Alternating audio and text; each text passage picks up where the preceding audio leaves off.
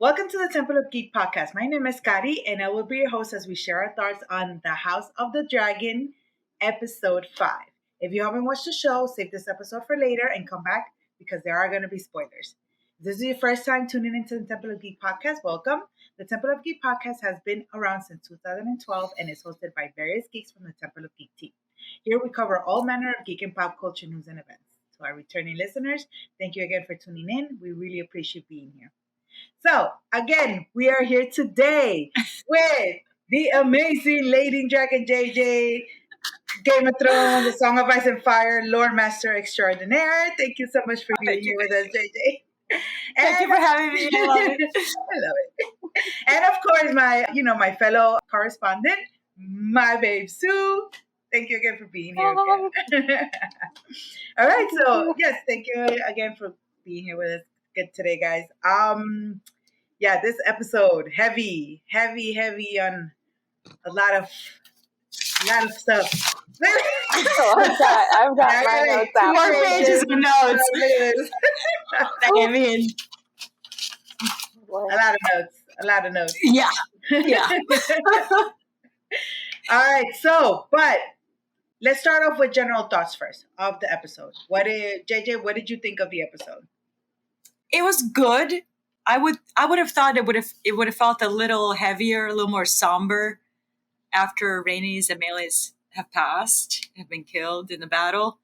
It just felt like they weren't mourning enough, in my opinion. I don't know. Like there were moments, but it felt very in passing. I don't know what the timeline is. Like we didn't even get a funeral. Like what happened to the body of Rhaenys? Like did the Greens take it? We saw Meleys' head being paraded around, but like that part was heavy. But like there was a lot going on in this episode, and I need justice for Rhaenys Targaryen for once more.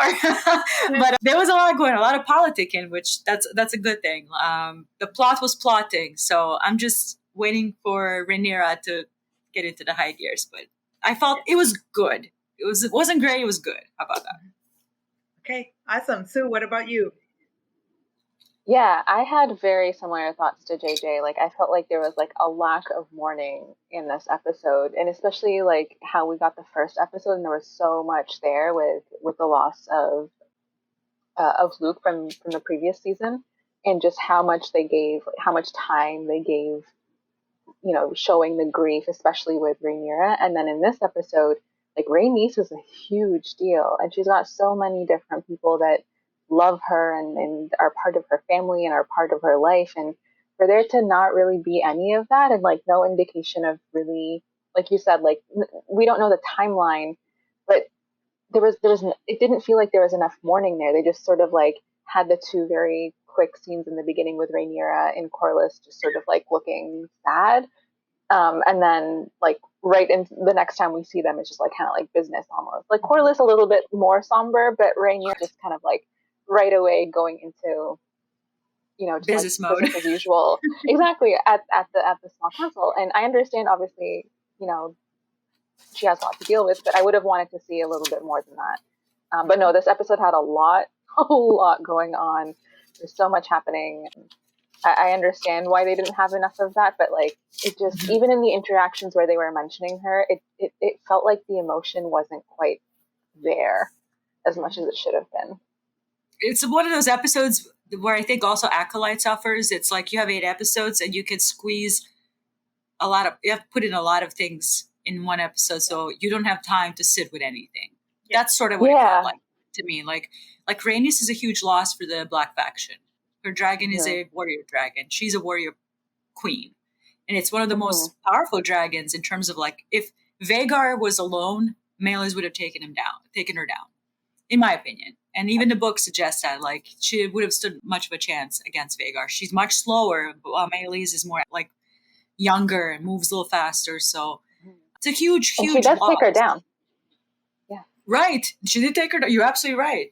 And injuries from Sunfire, like, slowed her down a bit, so Vhagar was able to strike. And also, like, Vhagar is so much bigger, too, and kind of surprised Meleys in the Rook's Rest, which George R. R. Martin has praised on his blog post. He was very impressed with Rook's Rest, how it played out. I was too. It's one of those more difficult moments in the Dance of Dragons in Fire and Blood. I thought I would be ready for it. I was not at all. I watched. I cried. I watched it with Luke and Josh and Chris. I was crying, like embarrassingly cry. I could not contain myself. I saw it. I was like, oh my god, Gigi. I was like the most embarrassing person in the world. But like when I say I was bawling my eyes out, I mean it. Like I don't. That's not a hyperbolic speech. I like when I say I'm bawling, I am crying. Yeah.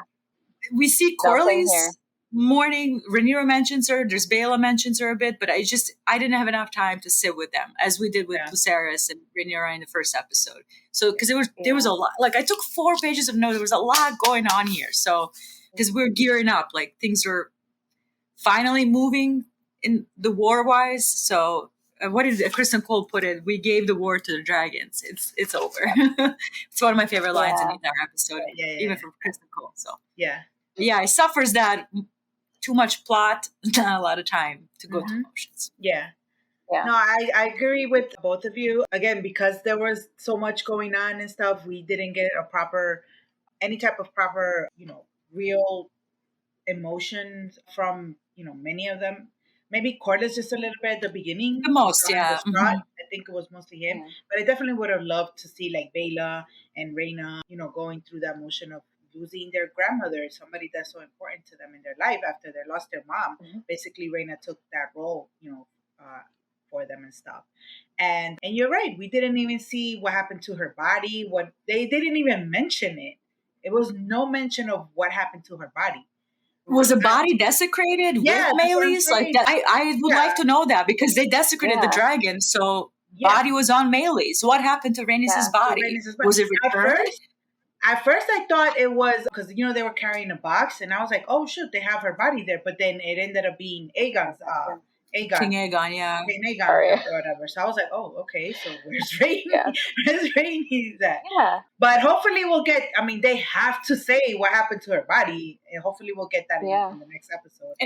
And funeral customs are like important in lore, especially with Targaryens. They burn their bodies usually either with dragon fire or by pyre. Like they really, really go with those the funeral customs are important to them. So yeah, I wish to know what happened to her body. It wasn't even really an indication, but the only thing that we got related to her body was Baela saying like how she was imagining her body laying on the ground, like amongst all of the enemies. And it's like, did they even, I don't think they would have even attempted to go get her body, but it's with the enemy, but we didn't get to see or experience any of that. I think I saw that somebody saying online that they did actually film her body like being on the ground, like there were scenes of that, and then they ended up cutting it. Okay. So I don't know if that's going to come up later or whether that was just, there was, too much footage that they wanted to keep in episode 4. And so they just left that out. But I would like to see something relating to her body, because even though they desecrate the dragon, I don't know if they would do that to their own family. Like, I don't know if they had, Rhaenys' body in hand, like the Greens. I don't know if they would actually do anything to, actually desecrate her body as well. I feel like that's a little too far, in my opinion. But yeah. I was gonna say, like, within, like, even in Game of Thrones, the TV show, like, and A Song of Ice and Fire as a story, like, the act of returning bodies, desecrating bodies is a big deal. Like Robb Stark in A Red Wedding, his body is butchered. It's a big deal when it's mounted with the wolf head. Ned Stark, for example, after with Lyanna and Arthur Dayne, like, he buries all of the bodies, but a wife of one of the men has a grudge that she carries the entire life. And she is literally waiting on Ned's bones to pop up somewhere so she can feed them to her dogs. Like, it's that big of a deal. Like, you brought my horse back to me, but you didn't bring my husband so I can bury him properly. You took your sister to a crypt to bury her. You didn't bring my husband to me. You brought the horse. Why'd you bring the horse? Oh, wow. So, like, she's literally waiting to hijack those bones so she can feed her to his dog, which based. So it's like the like, what would Greens do if they find the body of a Targaryen princess? Do you know what I mean? Yeah, like, I was expecting them to, like, maybe bury her or something. Because Kari was saying, like, I thought that's who was in the box initially. I completely forgot about Aegon. But if the Greens aren't going to do anything, then I would expect at least the Team Black to be like, well, we want to give her a proper burial, something like for them to feel like not having her body is a big deal. Yeah. But, I mean, and for the audience to say goodbye, like to go through the grieving process, because it just ends so abruptly with her death, and it's like, and then we get like 5 seconds in the beginning of this episode of just like them looking sad in the distance, and that's kind of all the grieving we got. I was because I made a TikTok after the Rook's Rest, and I'm like, the consequences are going to be insane after this. Like, we're going to see Rhaenyra going through the feeling of guilt process. I didn't get that out of this episode. This is a second person that goes from her to do something regarding the war and dies. First her son, and now her unofficial hand of the queen. Like, so it's like I expected more than just like 2 seconds of like looking in the distance and a couple of words here and there. And I know Rhaenys and Rhaenyra have had contentious relationship throughout their whole life. Yeah. Being that, Rhaenys was passed over for Rhaenyra's father. So she's going to have those, but like, towards the end, like they seem to be on the same page, trying to like mitigate and do diplomacy and try, like they were on the same page. So I don't know. And even if they weren't, she literally sacrificed herself to save Rhaenyra's life. Like that act in and of itself on its own should be enough for Rhaenyra to really care. But you're right, like they were on good terms. Like she was seeking advice from her. They were like collaborating on ideas. She was standing up for Rhaenyra. Rhaenyra was leaning on her, and even in the small council, like they mention the loss of the dragon, and they don't mention anything about Rhaenys. And I was like, "Are you serious? Like this is a huge person, like a huge figure in the team that you have, and you don't even like mention anything about her? Like that was just so right. They did mention it. We lost the most powerful dragon, like exactly. And it's like, yes, I get. In this war with the dragons, I get that that's, a heavy loss, but you don't also gloss over the person the rider of the dragon, who also is the reason that the dragon is able to be such a powerful force. Like, not even that dragon ended up maiming the king and their dragon. So exactly. It wasn't at least have some respect for what she did. Greens can see it as a win, or blacks can see it as a loss, but at the end of the day, the king is dying. So yes, and they're down one dragon. Huge thing, and they're down Sunfire. Yeah, that sucks. Sunfire's so beautiful. I know, so pretty. Poor baby was just like thinking he was gonna go joyriding with Aegon. He was so happy, and then it's like no. So was it implied that the Sunfire died? Because he was still breathing. Kristen had said like basically left him for dead, that he was like in the last throes of dying. Yeah. Or at least like they wouldn't have been able to carry him, and I don't know how you heal a dragon in that state anyways, but they basically left Sunfire. Yeah, because Meleys really went in on his chest, like his blood was all over, and the fire coming out. He was bleeding to death. He was bleeding to death, and then Vhagar and came. then the wing as well. Yeah, the wing is all messed up. And also set on fire everywhere, like. Yeah, the wing being on fire, that has to happen. Like that's very book accurate. The damage to the wing and Aegon essentially being disabled after this, which he was. Like you saw his leg lifted up and he can't wake up. His armor fused to him from the dragon fire. It was. I was like texting Kari. I was like, I can't watch this. I don't do body gore. I just don't do body gore. It was horrific. But they were just like pulling and pulling it. I was not expecting that. Honestly. Me neither. It took me out. It was one thing to like be burned, but to actually have like the metal fused was just. Ugh. Yeah. I was expecting his face to be worse, honestly. It was mostly like here, right? Yeah, it was like half. So I guess we're gonna look like his dad with that half mask. Yeah. Oh, he's gonna look like his dad now. Exactly. With the half mask. That's what I was thinking. I'm like, his father. He was trying to avoid not to be like. He's gonna look like Viserys. It'll be funny. 2 weeks into his reign, and he's already like his poor dad. Yeah. All right. So let's start off with. Okay. So we already spoke with Corlys. He was the beginning. let's talk about the most dumbass shit that. Sorry. Say it. Say it. All right. Say it. Right. You understand. But holy shit. Oh my God, these people. So they're Motherfucker. these dumbasses are parading Meleys' head like it's a big, like gotcha moment. Yeah. Oh no. And not only that, they call Meleys the traitor dragon Meleys. What the hell did a dragon do? Dragon is just freaking doing what his writer said. How are you calling the dragon traitor? Propaganda working overtime. Exactly. But you know what I love about that scene? Like not even like, obviously it's horrific to see Meleys like that desecrated. Yeah. But nobody in that King's Landing is like celebrating, happy about it, or celebrating, or doing anything. Everybody's fucking terrified. And I wrote down like the exact things that were said.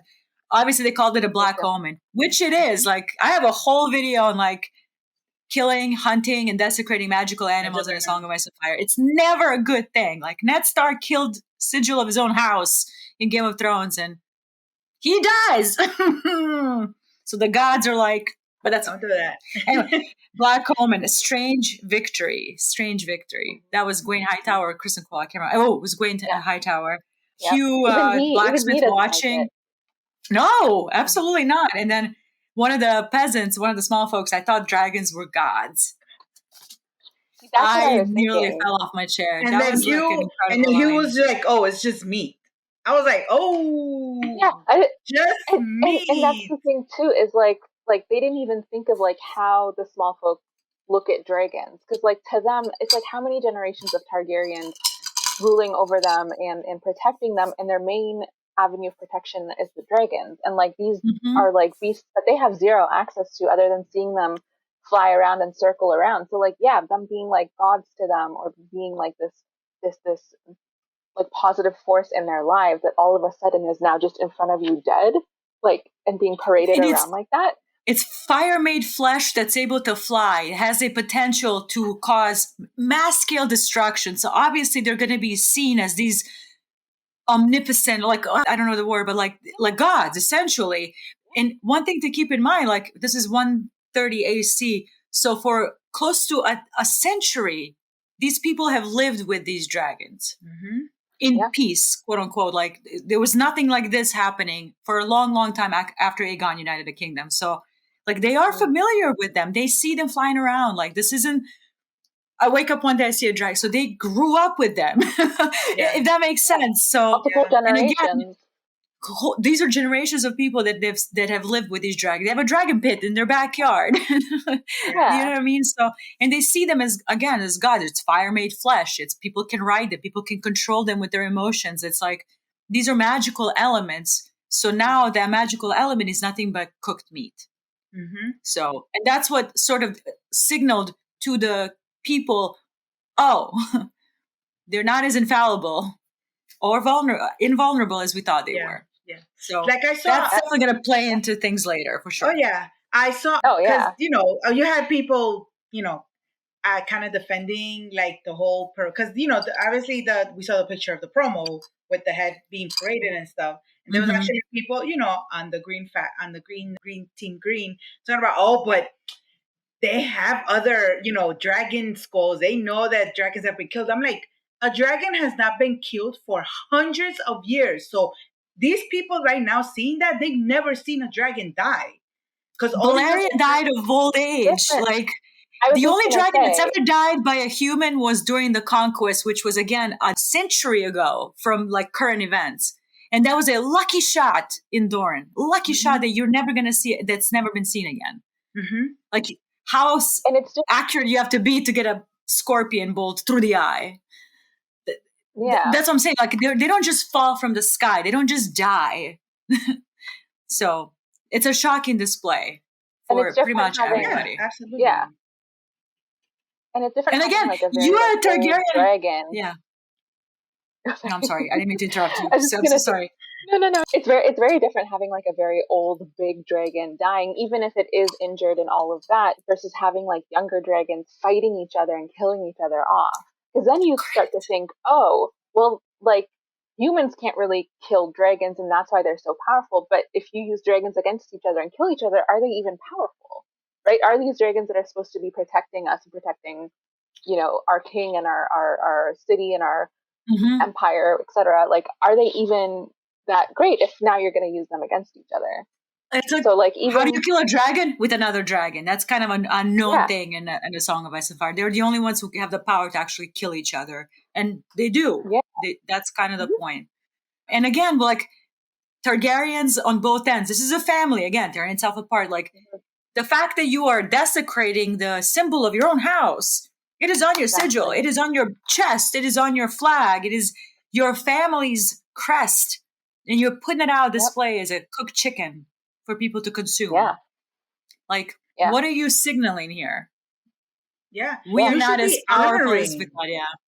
No, you should be Yeah. honoring these, Exactly. the fact that, and not The parading it. sacrifice. Well, so how are they supposed to get the skull into the castle in the middle of the night when nobody's Well, not watching? even that. You can still have Why even pay you can still have a procession, for like, it? but they were doing it. They were doing it in a very deliberate way, like to Yeah. humiliate Meleys. You can still have like how was Balerion? I'm going to take Balerion was even bigger than Vagar, so just kind of picture that. So when he died, his skull has been put into the Red Keep. Like they must have like when he like his body like rotted off, they took the skull, threw it in a. So it's like it's the context of it, like how they're doing Yeah. it is that's the Mhm. key. And with Kristen Cole at the end, the Gwen Hightower, like there's no Targaryens present here. Well, Aemond was with them, and so he allowed that to happen. And and Was and he that in the brings us to procession or was He he wasn't. watching with He wasn't in Allison? the procession. he was watching with Alicent, but he was there when, like, during the war, like, or not the war, like the battle that happened when they, I assume, were taking Meleys's like head and whatever. Like, he Yeah, was good kind point. of, he Yeah, knew it was happening, right? And he didn't unless he say like, flew no, off we're and not. like fucked off. Unless he Yeah, he was like, all true, right, well, whatever. true. But he But then allowed they it. The also like point is that he allowed allowed it that to to happen. happen. Yeah. Yeah, he could have stopped it at any point. And that brings me to something that I was thinking about from the previous episode is the difference Hmm. between how the black team, the team black and team green view the dragons. And for team black, Hmm. that's part of their legacy. It's part of their family. It's part of their tradition. They there's a lot of like respect and like and love for these dragons. And even like you see it with like the way that Rhaenys is talking to Meleys before they go off into battle. Whereas for Hmm. Team Green, it's just like this war machine They're for them. Like weapons. it's just like a tool. They're just weapons. They're just and even for Aegon, like for him, it's just like this toy that he, gets on and rides whenever he just wants to go for, a fun joyride. Like there doesn't seem to be that same like reverence or respect for these dragons, and especially with Aemon. Like Aemon, this is just a tank that he's riding, and Pretty just like much. bulldoze through the enemies. That's all it is for him. Like they don't see, you know, what the dragons actually represent for their family, and it's because they were raised kind of disconnected from their culture. They're raised under Alicent and the Greens versus Rhaenyra and the rest of the Targaryens. Like they're actually raised with Targaryens, right? Like Viserys was useless. Yeah, because And that's um, why, like Daemon, and even in the first season, he's pushing so much like the Valyrian language, the tapestries, the heraldry. Like that's why he's so pissed off when they visit Red Keep and like Allison took down yeah, and put like 7-star everywhere. Like you took off all my family's imagery out of this castle while your husband mm, is dying. Like so, it yeah, plays into like again with the kids' culture they were raised. Even with Aemon and Aegon, you see it like the Valyrian language. Like Aemon takes his role very seriously. yeah. I would have assumed that like he's like, oh, I fight for my house, for my king. When he says I would marry Helena for my duty to the house, to all of that, like he's really into his own family and his own culture, and yet he allows for Meleys to be displayed like that. Which Yeah. yeah, yeah, absolutely. And the thing is that Here what comes you were Kitty. saying, the difference, the she there you is go. making her appearance before she scratched So cute. you. She's like, I need to be I seen love right it. Oh, now. shit. Ugh, there we go. Need to be part of the conversation. Yes. Yep. Was just what two was saying about how they were raised so differently. That's the thing. Aemond and Aegon and Helena didn't have a Targaryen to guide them to be, Hmm. what it is to be a Targaryen. Because, Viserys wasn't there. He was old and he was like No. with his own shit. So it was Alicent, the whole thing. And Alicent, that's not her culture. She doesn't know how to be a Targaryen. She doesn't know how to raise him to be a Targaryen. There was no other Targaryens around them. If they would have had a good relationship with Daemon and Rhaenyra and and Rhaenys and they would have had that family support from the Targaryen side. But they, obviously, of course, that wasn't gonna happen. Alicent's hypocrisy is always going to be funny to me. Like, you Targaryens and your queer customs, but you marry your son to your daughter. Like, you still did it. Like, you didn't like marry Helena to a noble lord that isn't her brother. Why'd you marry her to Aegon? And she like picks and chooses as well. It's like, oh, but like, we want to keep the dragons. Like we want to keep the dragons. Okay, if you don't like Targaryens, because there is a bit of resentment there to like the Targaryens and like the dragons and everything. That's like, okay, so then why did you allow your own kids to have dragons?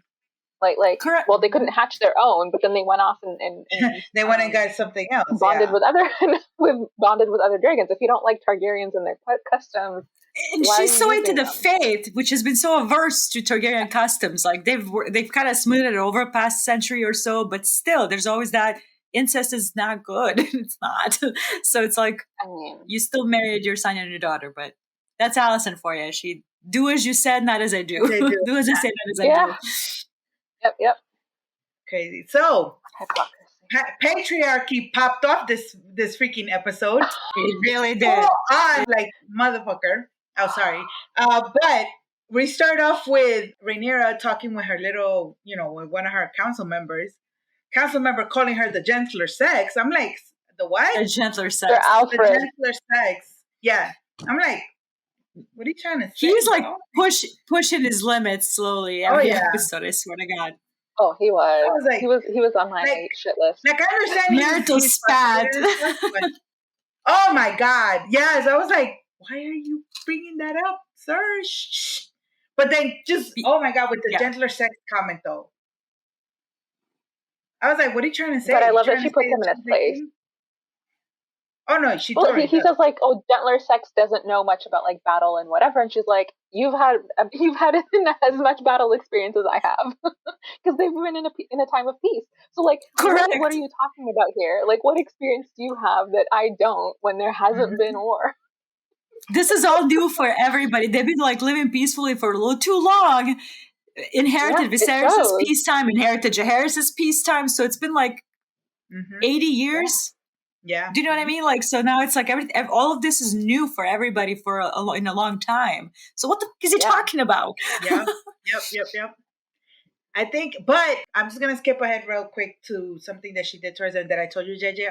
She said something that I loved because she was reading the Visenya story. She keeps on reading Visenya's stories. Because she loves that. She loves reading how Visenya was a warrior queen and fighting and out there with her dragon and stuff. And she's like, if I would have been born a son, I would have had a sword by the time I was like walking or something. But I was born a daughter, so they had me hold a cup. They did cup. Yeah. Cup over a sword. Oh. Cup over a sword. So she was like, one of my favorite lines. Like, I love that they're showing that she wished that she could be a warrior, like that she knew how to fight, that she knew that she could be out there in battle doing her thing. If they would have freaking trained her, they wouldn't have treated her. Again, patriarchy out here coming out. The daughter has to be the, over here the gentler sex. The gentler sex. Yeah. But then the son would have been the one with the sword and learning how to fight and stuff. So I absolutely love that. At least she was able to initiate that. I think my one complaint about so far with how they treat Rhaenyra is that she's not being as fierce or a little bit of aggressive as she should be with everything that's happening. Because she should be, she should be like, and I know that she's a little angrier. Yeah, but more like dude, it's still a war. You already know that that throne is yours. And they already killed 2 of your family members. Very important. Correct. Plus, and tried to kill her, and tried to kill her. And they're winning. Technically, they got all the River Lords haven't folded just yet. Okay, you got North and you got Vale, but you still need Tyrells. You need the Rivermen. You need the Rivermen. You absolutely have to have them. And Daemon is doing a shit job because he's high on weirwood paste. Oh, dude, get the God of Oh, Harrenhal, Damon, please. Damon My pissed me goodness. off so bad this episode. Get out of Can we Oh my Harrenhal. Oh god, my God. so bad. Okay, but before Can we we get to talk about Damon, I Damon? want to talk about Okay, Jay. go ahead. We'll talk about Damon. Jay's actually doing his political stuff with the phrase. Yes. I was like, yes, Yeah. baby. Such a stark Dude. contrast between him and Aegon. Oh my god. Crazy. Oh He my like God. took charge. He didn't even tell Rhaenyra because she's literally coddling him, like, which I understand. Yeah. You would too after you lose your first son, and he's so inexperienced. Yeah. Like with Bela, she grew up with Daemon. Like at least in the text, like Daemon raised her. Like he taught her how to fight. She was his little warrior child, so she knows how to use a weapon. They rode dragons together. Like she's Daemon without the evil. Like she's very feisty, like him, which that's probably one of my favorite traits about her. But Jace has been sort of like kept by Rhaenyra's skirts, as Maesters put it. Like, she keeps her kids After close to her, Harwin so. died, because Harwin was like on top of them with the training and all that stuff. Oh, you're right. Yeah. Mm-hmm. Harwin died. I'm sure and that was it. Daemon, And then Laenor also Daemon probably died. took Like, some, died, yeah. Yeah. Oh yeah. But I would have assumed Like, that like Daemon would have taken some charge in raising the boys, like because you see like Jace very emulating Daemon a lot, the way he's standing, With like the holding his standing hand and his things like sword. that. Yes. Like it's giving me a lot of Daemon vibes. Yeah. Yes, Yep. the attitude. Yes. But yeah, he's headed to the twins to get Freys to Rhaenyra's cause, and he promised him Harrenhal after the war is over. I'm a little taken back by my major character change that I was not expecting. I don't think people are gonna like it. I don't know if I should talk about it here. We're talking about Sabitha Frey, the lady of the twins during this time. Okay. She's kind of younger. She's a warrior. She's a very well-known lesbian character in A Song of Ice and Fire. Like, that's what she's known for. Like, so they introduced this new character called Serena, Lady Serena. I don't know that name. Never heard of the that lady name. that was sitting on sitting on the Mhm. table? Oh. Yeah, you have Lord Forrest and the Sabitha Frey. Okay, so they're supposed to be major characters or important enough that they should have kept both of them in there? Sabitha specifically. That's an important character. Damn, so they kept the brother that's not as important and they switched out the twin that is important? I don't know what's going on. Maybe I'm jumping and maybe I'm being a reactionary. Maybe Sabitha will be introduced in a different... But how are you going to introduce Sabitha when you've already introduced Lady of the House? When Sabitha is the lady of the twins? She is. Oh, shit. Okay. Yeah, her and she was already Forrest lady Frey, at that time. Correct. That's who Jay's sort of like... not tradeswomen, like that's who they bring in them into the cause. Yeah, Sabitha and her husband Forrest Frey. So I was surprised with this new character. I don't know who she is. I don't know what role she's going to play in the future. Is she taking over? Like Sabitha is much younger. I don't know. Well, Sabitha is an iconic character, and it concerns me. So, but I'm trying not to like jump ahead. Like maybe this character will be introduced in a different context later. I don't know how. But it's concerning, so I'm just gonna have to like wait and see, I guess. We'll see in next episode. Yeah, like my impression was these were just sort of like two throwaway characters that they just needed for the scene, and we were never really gonna see them again. I have a feeling that's the case here because I don't know what they're gonna do. While Sabitha in the book is an important player later on. Yeah. Because like we don't even get like names, we don't get any backgrounds, we just get the negotiation scene. Correct. I had to Google the act. Yeah, like I had to Google the actress's name. It says Serena. I'm like, this is not in the Bible. What is this? Who is she? I don't know his name. So, but again, I don't want to jump ahead and be like, oh my God, what are they doing? Maybe they're doing something, and I'll have to wait out. But Sabitha is one of my favorite characters in the entire book, so I don't know. We'll see. Okay. She's a fan favorite. Yeah, that's weird. Yeah. She's a fan favorite too. Yes. And I was texting Kari when I was watching, and I'm like, the twins looks amazing. It looks huge. The crossing, really pretty. Yeah, it's a major crossing on that river, and the Freys have had it for centuries and centuries. And they're total dicks about it. It's the only crossing on that river, and they charge crazy taxes on it. So we should build another one. I'm just saying. It's the ground in that area is very wet, so nothing can really. You can't, like, it's very like scary too. There's like monsters and shit. Oh, I see. nice. So they happen Okay. to have the one crossing that's already been built centuries ago that's still intact. Centuries ago, So they have yeah. a monopoly. That's why, like, that crossing is so. That's why I'm seeing it looking so big and like impressive. Like Rob Stark in the original Game of Thrones, like he needs that crossing to get around because he can't take the King's Road because he doesn't want to meet Tywin's army there. His plan is to take the crossing and surprise him. So, and you see why. Twins looks amazing. I loved it. Yeah, looks really good. And you see a little bit of Vermax in the beginning, like his little head peeking Yeah, through. I loved it. I loved it. I do love the phrase, like playing with Jace. He's like, they're scared of the dragons and all that. Like, I have a dragon right here, and they're like, I mean, it's technically.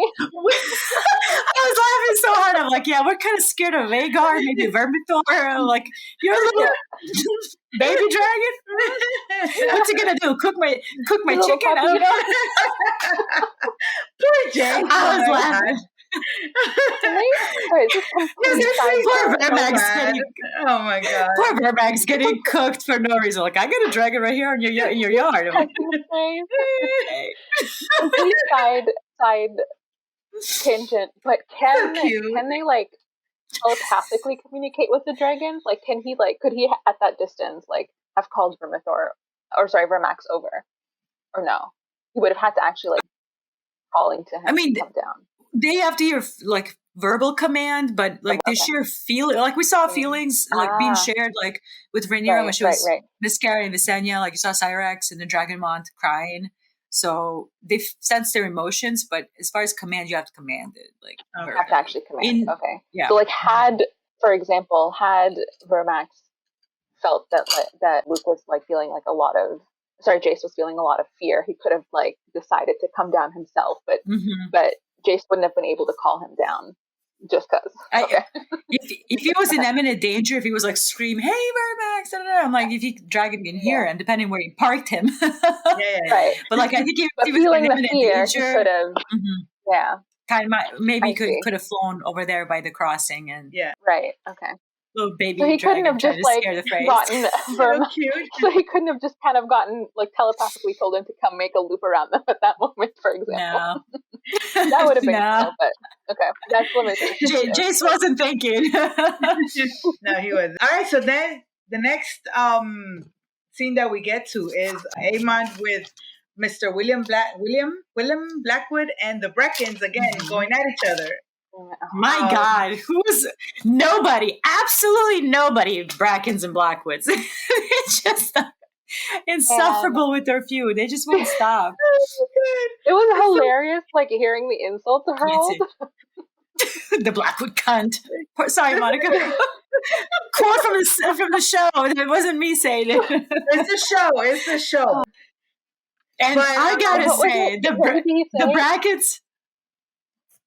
I'm trying to look when Daemon is threatening them, like bend the knee, I'm gonna burn you. Yeah. Lord Bracken is like, we choose fire. I was like, we choose fire. That they turned around and then you see Karak. I thought he was gonna cook him. I was like, yo, that's a shot. That's a fire shot. And then next scene is just Daemon like, oh well, what was he said? I didn't know that. I was dying laughing. I was like, Daemon, you're a clown. Daemon is a clown. He's like, no, I need them. Like, I can't be just fucking. And it's actually smart. Like, they played his bluff and he lost. He could have cooked just like the leader, dude. Like, he could have just cooked the Lord and been like, all right, do you guys want to try again? I was laughing so hard during that scene. Clown behavior. Oh my God. But instead he gives like the vague less fighting, more persuading. Yeah, less fighting, more persuading is what he tells Blackwood. The second time he's given like vague like instructions that lead to like very horrific violence, and I'm like, Daemon, what is it that it's just in your aura? Where he said, you played them. You couldn't have all of a sudden it's just the most horrific things happen. Yeah, because he was like, well, we can have the king or the leader like outright doing all this bad stuff involved in this, but he was like, but show them our wars, like so, like vague thing. But then that shit, like when William was like, "I am your servant, your grace." I was like, "Oh, you're so badass." Freaking Blackwood. I was like, "Yes." He's like, "I'm down. I'm ready to die." I guarantee you, Willem Blackwood was standing in the background. He's like, oh, "Die, you bitches, Dracarys!" When Brackens were like waiting to get cooked, they're gonna bend every knee to watch Brackens get cooked. Yeah, and they're like, "We choose fire." I was like, "That is fucking Aegor Bittersteel peeking." I loved it. Oh my god, but that was so good. I even wrote when freaking Blackwood said, "I'm just serving your grace," I was like, I'm wet. I'm wet. That shit was sexy. I don't know. Especially because they stand on business. Especially because they were standing on business all these years. I was like, it was a little hard. Yeah, I was like, ooh, yes. You're so real for that. You're so real for that. He couldn't get Rhaenyra, so now he's trying to get Daemon. Yes. He's trying to raise him up instead. Hey, they're blonde. They got dragons. Who can tell? Listen. That was sexy. We love our biking. And Daemon is canonically bi in the show. I mean, at least. So. Interesting. You know, Daemon. That said, like, yes, loving it. He's bending the knee for me. Absolutely. Listen, also when Daemon starts hearing about the things that the Blackwoods are doing, like I could actually see like pride in his face. He's like, oh, oh, they're thinking of stuff I wouldn't have. Like he's just so proud, and then Alex has to be like, "This is horrible. What they're doing to the women and children." He's like, "And?" He's like, "And?" But are they not winning? Are they not, making them submit? Like, he was impressed with what Willem was doing. Oh my goodness. He was like, Daemon was doing the most this episode. The most, I swear to God. Oh, yeah. We'll get to that. I think the next thing was we are at the Eyrie. Yes, Eyrie is my favorite castle in the entire Song of Ice and Fire. I love it. And then we meet Jane Eyre. Lady. There we go, Jane Eyre. Eyre. Mm-hmm. That's her. Okay. That's Emma's sister, I think. I need to check my Targaryen family tree. So yeah, that's Mm-hmm. So they're cousins. It's her mom's house. Because Sarah is married to Emma Arryn. Like I think Jane is her sister. I think. I need to check that. Okay. Nice. Okay. Not sure, but Rhaenyra's there, and like in passing, Jane mentions Rhaenys' death again. Like we talked about it earlier. Like there's no moment to sit with it. Mm-hmm. So when did she learn? Did she just learn it now from Jane, or did she get a raven earlier? That's what I thought. Did she mourn? And Jane was being very like antagonistic too. Yeah, she was. He's like, you promised me a dragon. Like we got you dragons. You didn't say which size. No, when Rhaenys said that, I was like, oh, look at my little fierce baby. I love it. Show your little teeth. Finally. Yes. Yes. Finally, they're like giving her. There are 2 hatched eggs, though. There are 2 hatched eggs. There are two baby dragons. You have Stormcloud and what was that? Not Vermax. One of the Joffrey's dragon and Viserys' dragon. And Aegon's dragon. No, there's 3 kids. Oh my god! Like I'm losing my mind. They said 2 hatched dragons. 2 dragons, right? 2. Yeah, she said 2. 2 baby dragons, and then 4 eggs. Okay, so then how would those be Daenerys' eggs if there's 2 hatched? Oh no, there's 2 aside from the 4. There's 4 eggs and actual 2 dragons. Hatched. Remember they were in the boxes? Yeah, they were transported when they were leaving. I thought they had already hatched before they were sent. Yeah. Oh, okay, there's 5. No, I'm sorry. There's 6 technically. 4 eggs and 2 actual born dragons. Oh, okay. Yeah. All right. Okay, so they have so that's what Rhaenyra meant by 2 hatched eggs. Because she said, "Oh, there's 2 hatched eggs." Yeah, like they hatched and they're small, but they're like not. Like they're not grown dragons. Yeah, but they had hatched like over. I don't know how how long ago, but they already Okay, hatched got it. with the kids. They were in a box, so they're kind of small. If you saw the box in the episode Yeah. where Rhaenyra's leaving, like they're small. But Yeah. that's why she was like, they're tiny. They have horses bigger than them. It's like you said dragons, you didn't say which size. Yeah. We got you what you It's asked not like for. there's You like didn't say hundreds what. of dragons around that they can just like send to go protect each one of these, Yeah. allies. Had there been that many dragons, like this Mhm. war would have been Yeah. so different. So different. Like, would have been. And just Erie in general, and like Vale is very tough to get through. It's very mountainous. It's very like impregnable, Yeah. as they call it. Like that castle is hard to get through just because of its location. I love it. It's so pretty. Yeah. But also, nobody's trying to get it. Like, the Greens don't care about this castle or Vale or any of that. That's why Rhaenyra sent her kids there. Well, I would hope that Rhaenyra's mom's house would go to her. Yeah. No, but I mean, like, the Greens aren't trying to, like, take it over. Like, it's not, like, part of their... They don't need it strategically in order for them to go and try to take over that castle. Yeah. It seems like it's out of the way enough that they don't care about it right now. But Vale also has like fearsome, the Knights of the Vale. They are highly trained, really sophisticated army. Really sophisticated. Okay. Like if they have 20,000 knights, 10,000 at least are like trained as knights. So this is like not your regular small folks that pick up armor and sword. These are trained knights. Okay. So it's Vale so I is guess important. So it is important for the talent that they have, not necessarily strategically location wise. Okay. It's for the Knights of the Vale. Okay, so it is about, because I was thinking, I'm like, why is she afraid that they would get attacked if they're like impregnable and they're like out of the way and the Greens aren't like looking at them at all because they're not in any of the like strategic locations that they need to either like bring in food or armies or anything. But I guess if they have really talented knights, then that would make sense as to why they would be worried. All right, so next we got Rhaenyra with Meleys again. That's when she says the line like, "If I would have been a son, I would have had a sword, not a cup." But Meleys was like cup over sword. But Meleys said there is more than one way to fight a war, right, and that's when she's showcasing. You can appeal to. She sends her lady in waiting. Yeah, appeal to the small folks. She sends her lady in waiting to King's Landing. We see her later. I thought it was one of the Red Witches in the trailer initially, but no, it's her lady in waiting. And one of my favorite lines that Rhaenyra says, and I wrote it down, that the path I walk has never been trod. Yeah, I wrote that one down too. Yeah. Both specifically because she's a woman in this position, and that has never happened before. And because I mean, like, there hasn't been a war with dragons at this scale, as far as I know. Not of this scale. This catastrophic, no. Yeah. Because the following scene, it's so...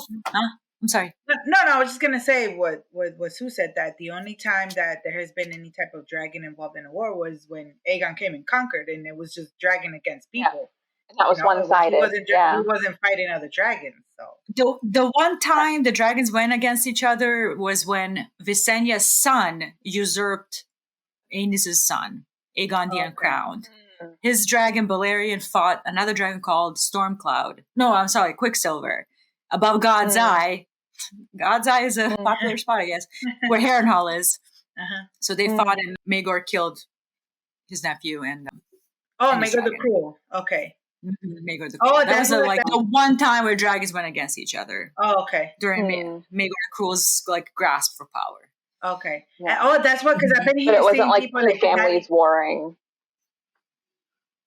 No, it was. I mean, they were saying. No, that was gonna say that people were saying that not, with the whole parading Meleys' head, that not even Maegor did that, even though he was Maegor the Cruel. And he was a sadistic, evil. You would expect that kind of cruelty and sadism out of him, and even he didn't do that because he's not stupid. So, yeah. Yep. I love, one of the things I loved in that conversation with Meleys is her pointing out how many people are in King's Landing, and the fact that she said 100,000 or 1,000,000, which I assumed was 100,000, and basically in saying that they're already being squeezed by the crown, and we already saw scenes of that previously, how they're food's in short supply. The rat catchers that they were still up at the beginning of this episode. Yeah. And Shocking display that they didn't remove it. They didn't remove it, and like now they're like showing the strength of their rule, like the dragons, you know, being nothing, and they're like they keep squeezing and squeezing all of the people living in King's Landing from all different sides, and so like Mysaria is really smart with how she's like with how she's people. even like going about the and with how she tells Rhaenyra to go about the propaganda, because the Greens are doing propaganda in like these big displays, like these processions, like with Jaehaerys's body and now with Meleys. But with Mysaria, she's like, no, you got to do it from like the bottom up, from the people. And like there was a line in there, I forgot to write it down, but she said like when like essentially people are hungry, but they'll like basically feed off of like rumors. You can sustain them on rumors if they have nothing to eat. And so I thought that was like just like brilliant display. And I'm glad that like Rhaenyra's strength that they're showing, at least coming from women around her, first Rhaenys and now Mysaria. Correct. And even like propaganda that our Greens are doing, it's all of it has been just act of cruelty. It's all been cruelty, displaying cruelty, not them doing cruelty like Jaehaerys, for example, but they are displaying that boy in an act. To me, it's an extremely cruel act, but they're playing it for a game. With Meleys, with the rat catcher still hanging around, these small folks are all they're seeing is death. Little princelings being butchered, dragon heads, rat catchers, innocent ones just hanging around. Like little dogs still waiting for cheese to come back. Oh my God. Oh, my heart.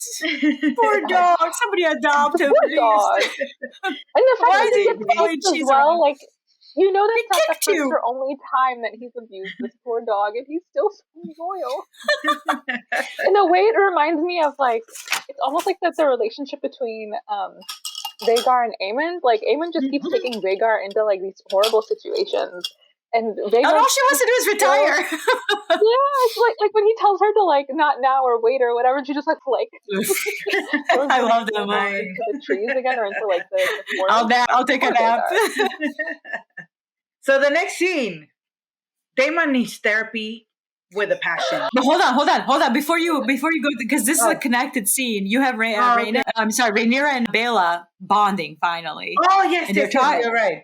And they are talking about, I wrote it down because the way my notes flow, like it's seen following each other, like, So they're talking about Rhaenys reminiscing on her when she claimed Meleys from the dragon pit. Oh yes. She just kind of snuck into the dragon pit and took Meleys, and the Daemon mad because she took her mother's dragon, his mother's dragon. Yeah. So Alyssa rode Meleys, and she actually took Daemon on Dragonback when he was literally born, a baby. Like strapped him to her and then did on the Dragonback. Alyssa is a very iconic character within the lore, so I'm gonna need the show to stop disrespecting her. First, you're like, oh, Baelon, her husband, has bastards. No, maybe, probably. and then Daemon with his Oedipus complex. Is that the word? Yes. Monica, I'm so sorry, but what the fuck? Freud would have had. Oh my God, he would have had a fucking field picnic. Field day. That was absolutely shocking.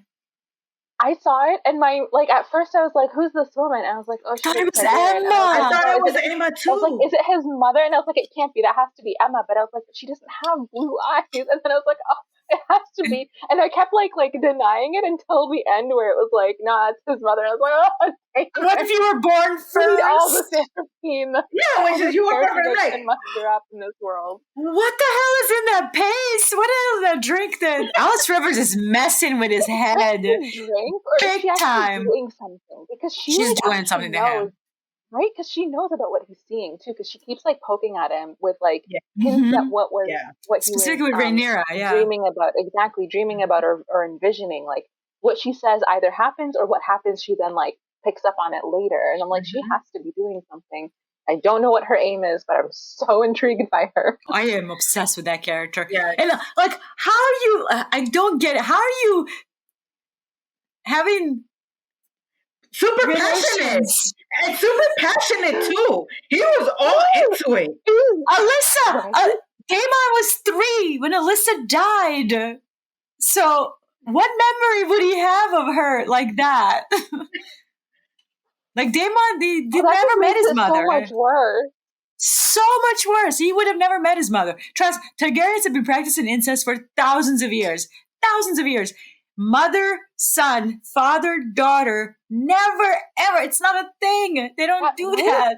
Feels like that, like siblings or like that seems to happen. And Or aunts and uncles, nephews and niece, all that. But like, right? But like direct mother, father, son. That never. That just feels like this is very this feels like strange. another line.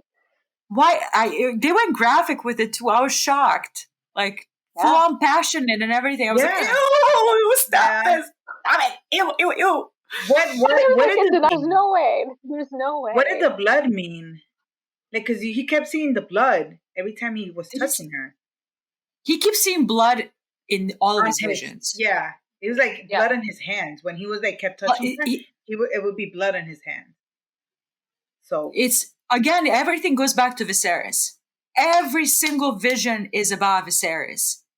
And resentment towards Rhaenyra. Because like Daemon in this episode, he's like really like, I'm going to be the king. yo, Like, what he wants to excuse use, me? Oh, like, yeah, what is I was happening? Like, surprised there's by this, that. yeah. He's like straight Yeah, up, that's I'm what- the king. Like, no, you're a king consort. Like, what's the difference? No, there is a fucking difference. Big There difference. No, Between when being he a king says versus being a king talking about- consort. no, and then when he says, the way that he's talking was it about to the army. Alice? When he Mhm. when I think it was Alice that he was. It was Alice, yeah. He's like, Yeah. oh, when I'm king, then what about Rhaenyra? Well, she's gonna be next to me, and we could rule together. I'm like, Yeah. excuse me, sir. And he even says, What like, is this he even delusion? like once they win the war, people are going to need somebody stronger to lead them. They're not going to look to a woman. And I'm like, that's never been how he like thinks or how he's behaved towards Rhaenyra. And so, like, Unless I'm these like, visions what are he's really doing- messing with his head. Like, he's and that's what I losing it. think.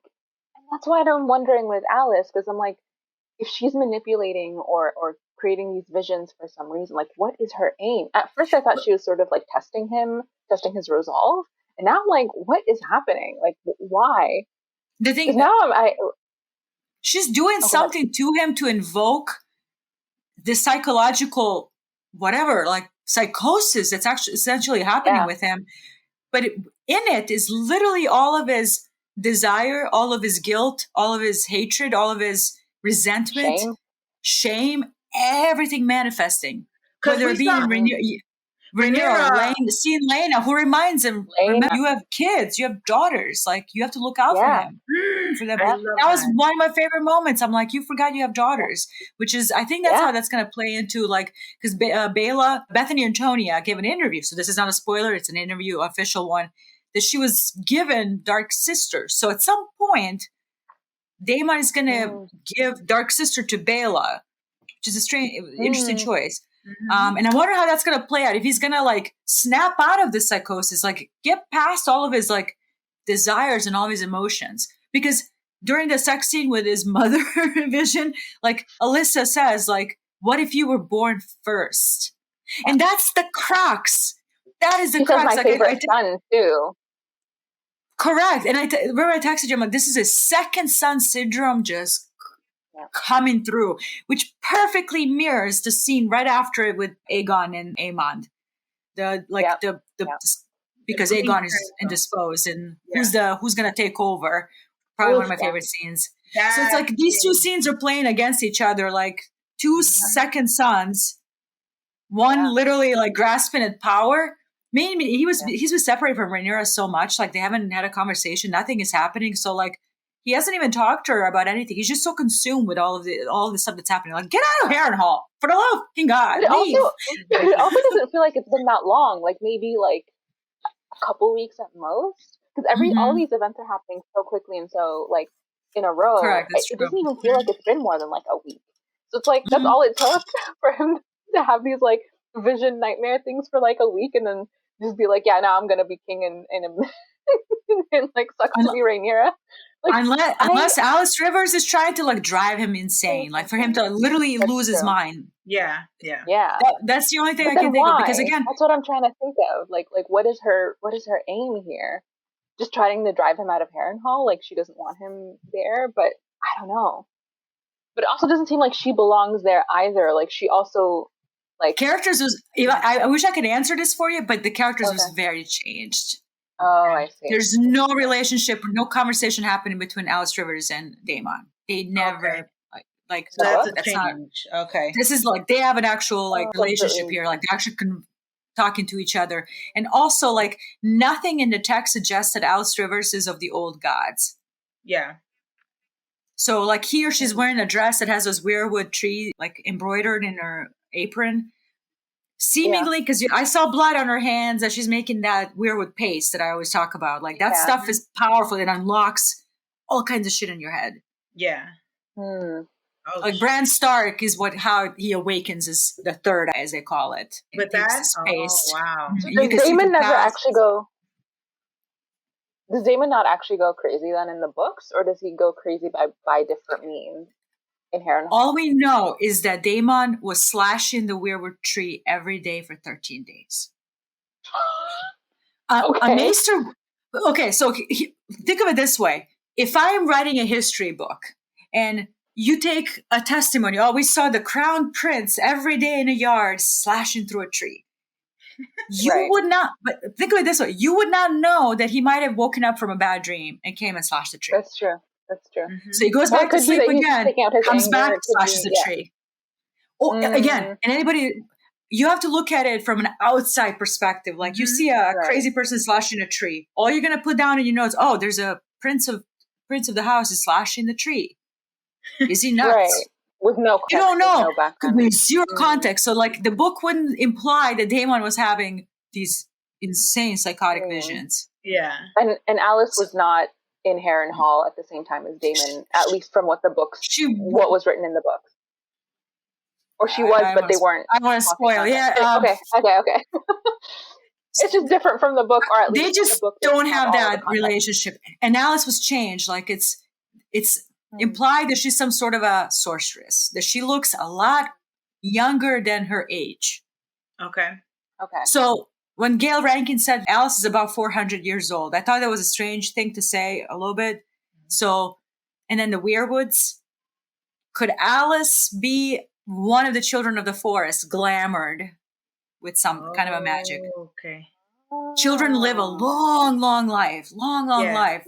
They're all about the weirwood trees, the pace, the old gods, and all of that. So that's a bit of a change because she's a bit of how she's painted more like a red witch, like the Melisandre, like the red women.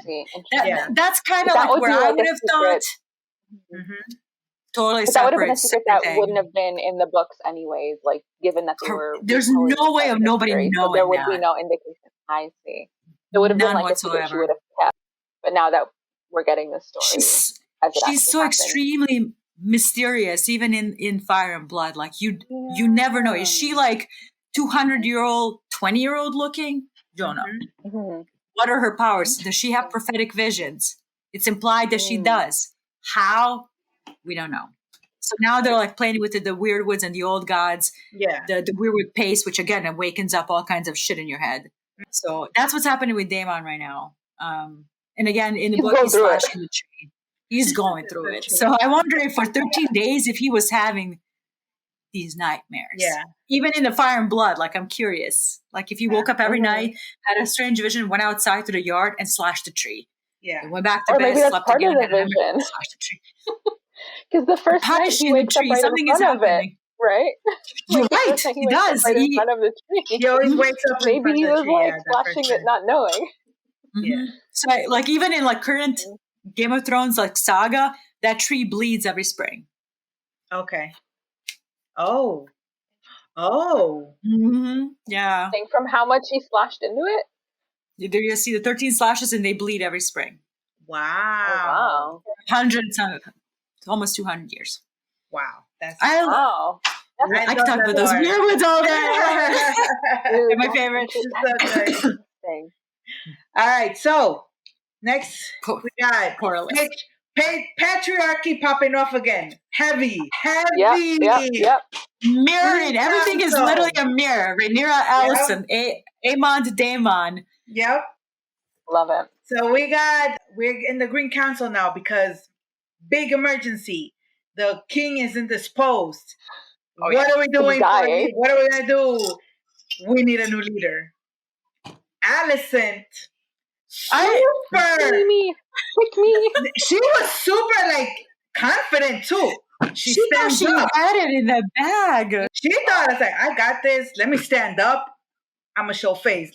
So I ruled while my husband was dying. Hello. I know that's got to be my. I know, correct. It's got to be me, right? And they pulled out. Oh yeah, that was during Viserys' peaceful reign. Now it's wartime. Literally the same conversation with Rhaenyra and her council. Identical. Mm-hmm. No, this is wartime. You're a gentler sex. Sit down. And then that. But that was one of the best scenes, I think, the entire episode. Everybody, the noise, and then just the camera focusing on her and her eyes welling up, realizing, oh my God. What the fuck did I do? Yeah. What did I do? Literally her own doing. All of this is literally her own doing. God, yo, she went to Larry's. Larry was like, whoop. She went to Crispy Hole. He went, whoop. Crispy Hole. Everybody was just like, so my bad, but, your footsie plane is not playing right now. You know. She thought she could get Kristen Cole on that one, too. And he's like, nope. And technically, it should have been Kristen Cole to be the regent. I thought that was going to happen. I was like, oh, no. That is she's going to fail upwards again. No, not this time. Not this time. Because everybody's scared right now. Everybody's scared because of the whole dragon thing. That changes everything. Even I wrote it, I think, we gave the award to the dragons now when he told Alicent. Yeah. One of my favorite lines, yeah. Yep. And it's so funny that Alicent basically spent her entire life upholding the patriarchy and being misogynistic towards other women, and then now she's like, oh, but pick me. She literally the pick me girl. She's upholding all of these these what's the word, structures. Upholding all of these things in this world that literally work against her, but because she had such a high rank as being Viserys' wife, the queen, mm-hmm. she was able to not really benefit, but not have all of those things keep her back. And then now that she doesn't have that position anymore, she's realizing that she's nothing. She's not. It doesn't matter if you ruled in Viserys' stead.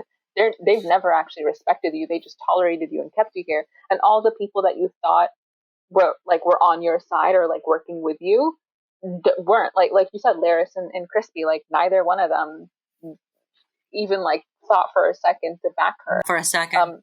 And Aemon has also proven himself as well, not just in a battle, not just taking down Meleys, but you saw him strategize, you saw him plan. He is I've said it a million times.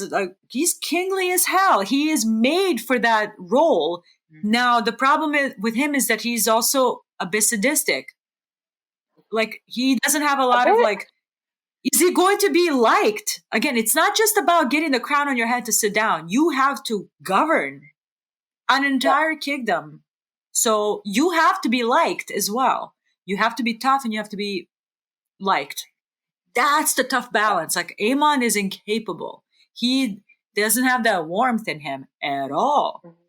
And I love that scene when he's looking at the Iron Throne and then Helena walks in. And we haven't seen him have had a single conversation, and he's been so protective over her, at least in first season. Yeah. Was the I was surprised. Worth it?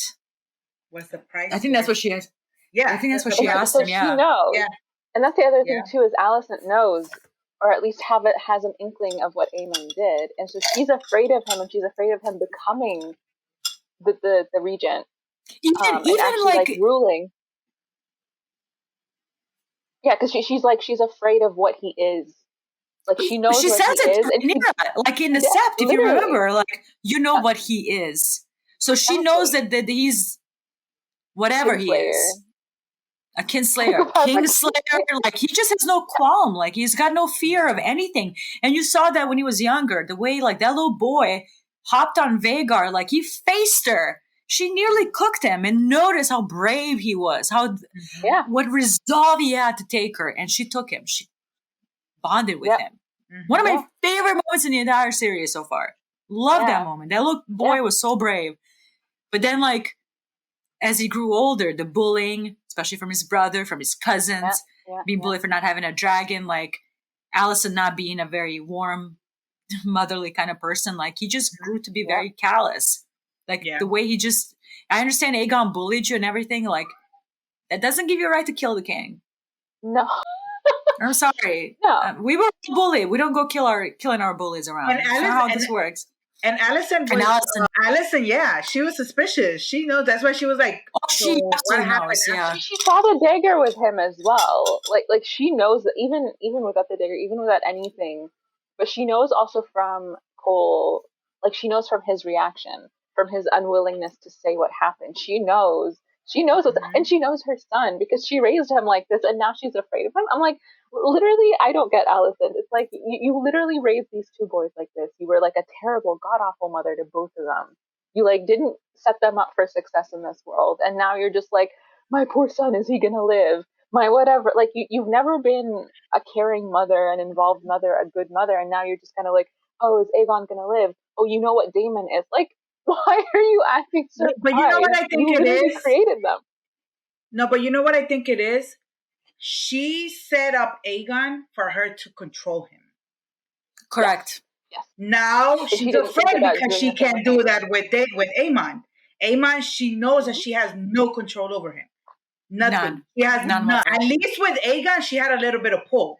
You know, at least she had her place, some type of respect and place because of Aegon. Now she has nothing, absolutely not. Because Aemon is like, nothing was. He doesn't even have respect for her. He calls her Alicent. Alicent, yeah, he doesn't even call her mother. So that's what I think she is. She's worried that if Aegon actually dies and Aemon is actually put as, king, she's done. He's there. She's out. I mean, she basically is at this point as well, because and he is the acting king. And it's so funny they did not even mention Jaehaera, not even mention her. Of course not. I mean, well, that's what I was thinking as well, was a change to not include, what is it, Maelor or whatever, whoever the third son was. He would have been too young anyways, and they wouldn't have even he's tiny, he's small. Yeah, he would, he's a still has years of an adult regent, but like, even like the plan for succession later, like, what is the plan here? If something happened, like, this conversation should have happened even before Aegon left to the battle. Like, you lost your son, but he left without them knowing.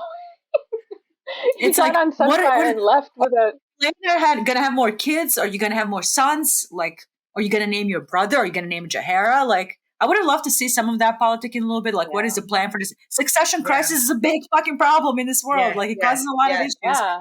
So it would have been nice to see that. So when very willy-nilly with it. Kind of willy-nilly, yeah. Like, oh, obviously Aemon. Okay, all right, that's fine. It makes sense. Like, even in the book, he's Prince Regent. Yes, because he's older and Maelor is young. Yeah, I was gonna say, I'm assuming the showrunners don't really care because everybody dies before. I guess, yeah. This issue. Yeah. I mean, I don't really know how this all ends, but like, given that this war isn't very long, I'm assuming prequel. Everybody dies. Anyways. Prequels, everybody dies. Like, the showrunners aren't really concerning themselves with this, even though, like, in universe, they should have been concerned about who's going to be next in line and all of that sort of stuff. Once Jaehaera was murdered, and Aegon now being. I think so after this, we get Aemon. After Aemon was made regent, we actually get him. Okay, so he does two things, which is very, like what JJ was saying about how you also have to be liked, not just rule. So he gives the thing of, okay, go take the rat catchers down. Yeah, finally. Great idea. But then he goes and is like, okay, nobody can leave. Don't let nobody leave. So it looks bad. Like, if everybody's running away from King's Landing from the king, it looks bad. Yeah. So, That's lock exactly what it everybody in. is. It's that they're leaving and saying that they're afraid and like not able to live in King's Landing. It's not that they're leaving, it's the fact that they're now spreading in the realm that the idea that they're afraid to live in King's Landing and they can't find food and whatever. It's the reputation. It's not about the people. Oh yeah, That's all he propaganda cares always about, working. right? That's Always all it is. It's propaganda, all it baby. is. Yep. Aegon, at Yep. least, as much as I hate Aegon, Tom plays him beautifully though. Mm-hmm. And also, like, what's Aemon? The actor who plays Aemon. Jeez, I should know his name. Ewan Mitchell. Yeah, Ewan and Tom both play these characters beautifully, and I hate them so much. But even though I hated Aegon, he at least tried to like No.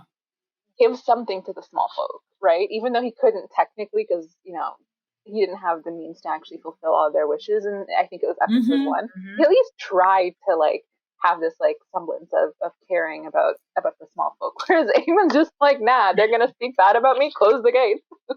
Small folks in the book, they like the king. Oh, they do. Aegon. They like the king. Interesting. Well, I think maybe because they think he's trying. But although I mean, what we're seeing here because of like the lack of food is like there's a lot of maybe The they war don't is hate him, but depleting they don't resources trust for him. sure. Yeah. Exactly. Yeah. Like they're not happy with how things are going. But again, this is such a short period of time as well. It's been like what, a couple weeks since the usurpation happened, so it's not. Mhm. It's all like very condensed. Yeah. Yeah. Okay, so after this we get Jace, and he actually gets the phrase to bend the knees. Yep. So we got House Frey. I Jace was made it happen, nervous. baby. Yep. Jace made that happen. So that was really awesome. And then we get Damon again with Alice, and Alice is complaining about what the fuck he's doing, like the Blackwoods are doing. Yeah. And and then he's like, I think she's something about like, an upright man wouldn't do that or something. And Damon is like, well, surely you have mistaken me for an upright man. Yeah. He's seriously the best character, I swear to God. Yep. Like the whole approved by the queen. Like when she tells him, like, was this approved by the queen? And he turns around and he's like, I don't need to. Like, this is like the first time that I've actually like, that I've heard, not necessarily like, I haven't hated Damon before. I've like really disliked his choices and his actions. But this is the episode where I was like, I don't know if I'm actually enjoying Damon anymore, because like he's now whether it's the madness or whatever speaking, like at least it seems to be at least his like base desires coming out, and he's like now like it's coming out and straight up like support Rhaenyra. I'm gonna be king. Yeah, I'm taking this exactly. over. And now I'm like, damn, am I gonna have to be against Damon now? Because like I can't support this. He's literally turning into the green. Not. The House of the Dragon writers room, they do not like that character. They made him as negative as possible. They really don't like quality. Up until this point, I was like, no, like he loves Rhaenyra, he'd do everything for her, and they've got me shaking. They've got that faith in him shaking a little bit for me because of like how they're having like the dreams having an effect on him and what he's saying, and he's like believing what it's almost like he's in a bit of a trance.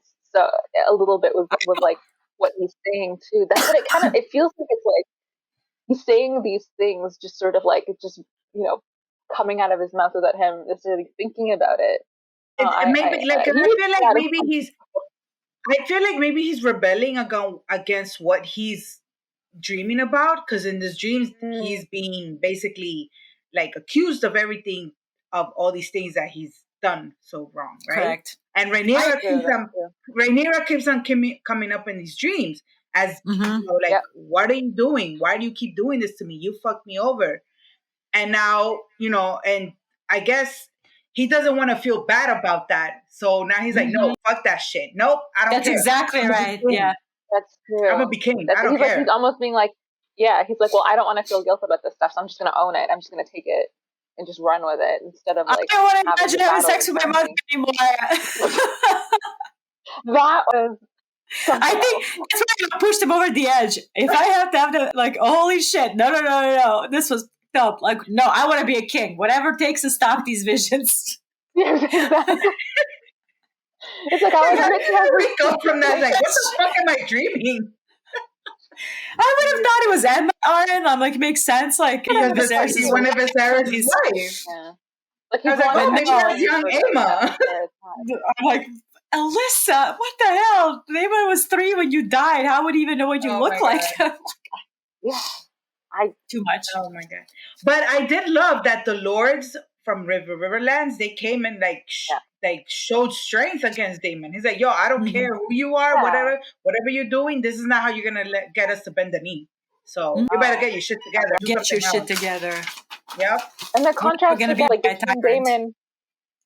The contrast between Daemon and Jace in this episode, I was like so nervous that Jace was gonna like obviously not intentionally mess it up, but that he was gonna like be a little bit in over his head a little bit. Antagonistic. He not even antagonistic, just that he wouldn't know what to do in the situation or overpromise or not be able to get his way in the negotiations. But no, he's been taught well, and like we see him in season 1 being educated and having lessons on all of this stuff for how to be a prince, and like that's obviously paid off. And then Damon's just doing his thing, not learning from any of his mistakes. Done. Not how for you a single get like moment supporters for learning your cause. You're treating everybody like shit. You're being condescending. You're letting people do whatever the hell they want, ravaging and destroying lands of these people that you're trying to get to your cause for your wife. Even if you usurp Rhaenyra, you still got to rule these people, and you've made them into like enemies to hate you. You haven't even sat on the fucking throne, and they already hate you. Like, what are we doing? Like, he needs to leave Harrenhal, clear his head. Go anywhere else. Go to a beach. Go to Dorne. Go get to a brothel. And just go. Just start go. Literally do anything but be in Harrenhal. It's messing with your head. Seriously. Yeah. But seriously, he knows that. So why is he staying there? Like, he knows he's getting fucked with, his mind is getting fucked. So just Harrenhal is important. He has a location wise. No, I know that. But I'm just saying, like, for like you said, a little while. Oh, take a breather, bro. You need a breather. Get out of there. If he leaves, it's gonna feel like a failure if he hasn't gotten the Riverlands on his side. Or on Rhaenyra's side, or whatever. He can't. Like, where else is he gonna go? He's gonna go back to Dragonstone with his tail between his legs. Like, he can't basically, do that. That's right. He basically has to show Rhaenyra that he has strength and You know why he thinks he's being kingly? Because he's helping to build Harry. No, he's like, you gotta see me doing the hard work. You gotta see me doing this. I was like, hey man, stop it! You don't even know how to build shit. And he's like, he's got calluses on his hands. He's like, I'm gonna try. Like, I don't want it to be told that I haven't lifted my hand in this war. I'm like, dude, you don't have an army. You've lost like allies, and you lost a dragon and your cousin. And, like, what the hell is happening here, man? Like, why are you like? He should have gone straight back to Dragonstone right after knowing about Meleys and Rhaenys, because now think about it.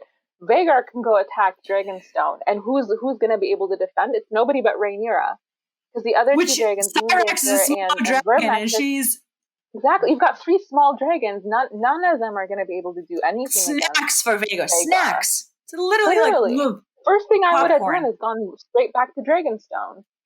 But he has to make sure that his castle is ready for when he becomes king. Hello. That castle doesn't function in a fucking century, and he wants to fix it in 3 days to hold a garrison? Like, no, dude. As soon as Jace promised Harrenhal to the Freys, I was like, Damon's not gonna like this. Like, he's not gonna want to give up this haunted Sir house. Alfred is being Rhaenyra sent Sir Alfred to Harrenhal. Maybe he'll put some sense in that man's head. Like, bro, maybe he's gonna be flashing him. There's probably gonna be some. No, he's probably gonna be misogynistic as fuck too. Like, yo, Daemon, we need you. You the man. Rhaenyra, she's a woman. She's like being very like complacent right now. Bro, watch you say some dumb shit like that. Watch. I got my. You'll see. He has to, he's gonna kiss up to Daemon so bad, probably. Watch. Yeah, that's true. Like, you got the big dragon. Did you see the way he, like, you know, big dragon, big daddy dragon.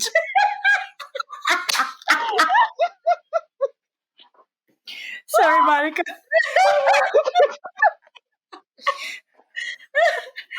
I mean, shit. Now he had to freaking dream about his mother. What the fuck? Matt Oh Smith, man. you're lucky that you're an attractive man. Like, that's all I'm gonna say. Otherwise, There you go. Yo, that Oh I mean, man. fucking Damon. Oh my god. I don't care. He's still funny though. I mean, he's being pissing me off, but he's a fucking clown. I love him. He's a clown. you Yes. need somebody like that in the show for sure.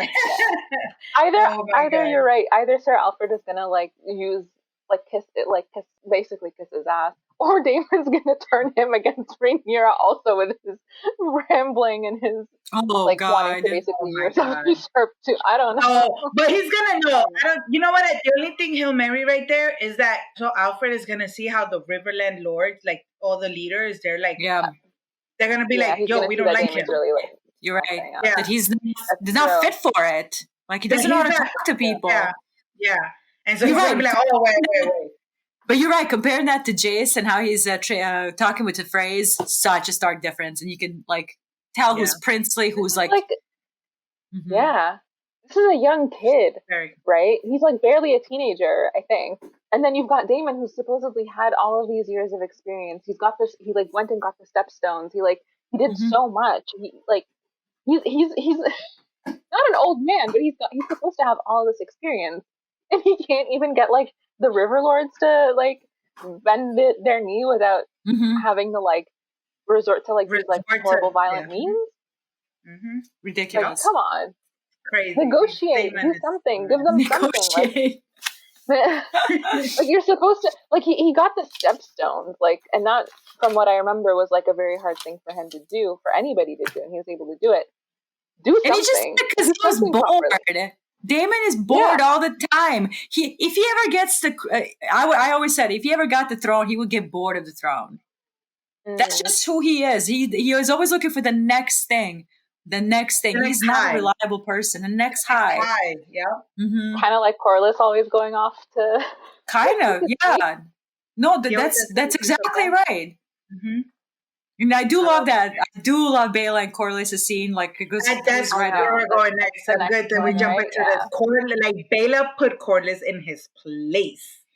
But like I'm gonna defend Corlys just a little bit, Like this man lost two of his kids.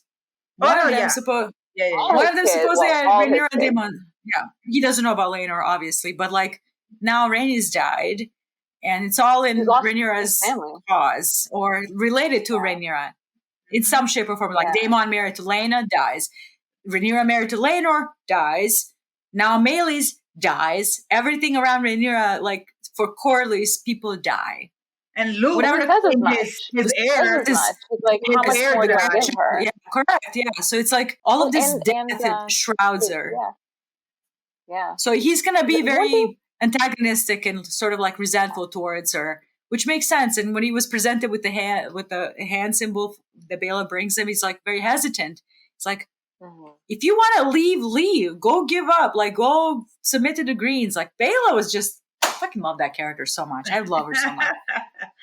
Can I say something though? The dynamic of that conversation felt weird to me because like Corlys and Rhaenys have been so loving with like their family, and so like for the two of them to be so like, I don't know, it didn't feel like there was like as much like softness as there should have been in that conversation, given that this is like the first time they're interacting after Rhaenys' death, and like Bela gets like, you know, pretty worked up pretty quickly, and I'm like, it felt like, again, like there should have been more like, you know, mourning and feelings around Rhaenys' death, and like this conversation felt like two estranged people coming together for a purpose as opposed to like family. And I know that he's been like away a lot, but whenever he has been around his family, at least that's what I remember from season 1, he has been pretty like warm and you know, open with his family.